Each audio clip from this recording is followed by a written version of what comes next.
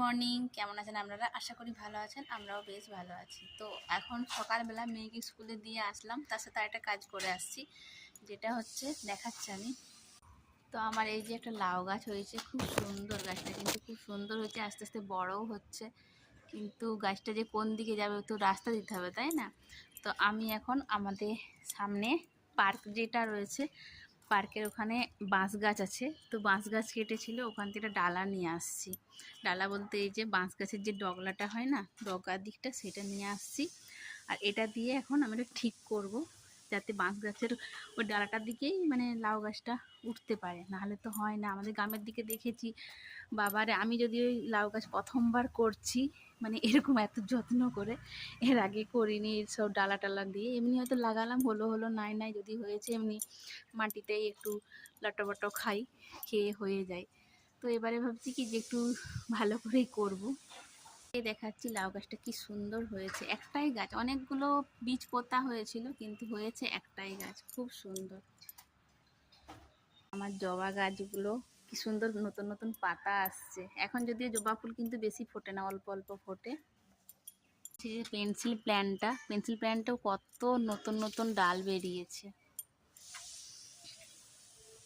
হয়েছে ধনে পাতা, খুব সুন্দর ধনে পাতা হয়েছে। আর এই যে আমার পুদিনা, আমার খুব প্রিয় পুদিনা গাছগুলো, মানে কি বলবো, এত সুন্দর হয়েছে।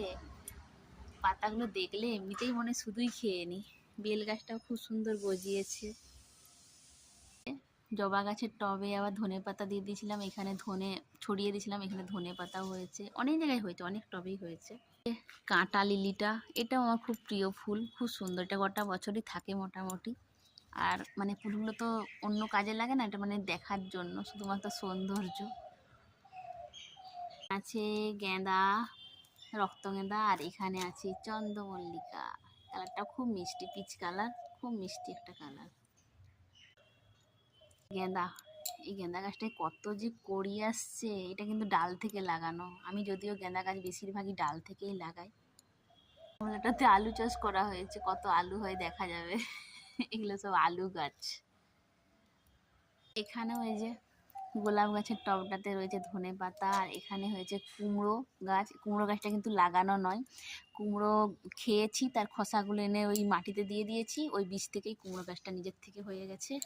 করলা গাছটা যে হয়েছে, এটার অবস্থাও তাই, কিন্তু করলা কেটেছি, পাকা বীজগুলো ফেলে দিয়েছিলাম ওই মাটিতে, সেখান থেকে এই করলা গাছটা হয়েছে। আর করলা গাছটা কি দারুণ হয়েছে, খুব জোর দিয়ে গাছটা হচ্ছে, কিন্তু কিছুদিন বাদে আমি করলা খাবো, এটা কিন্তু শিওর। এই যে ফুল চলে আসছে, আর এই জানালাতে উঠে গেছে গাছটা।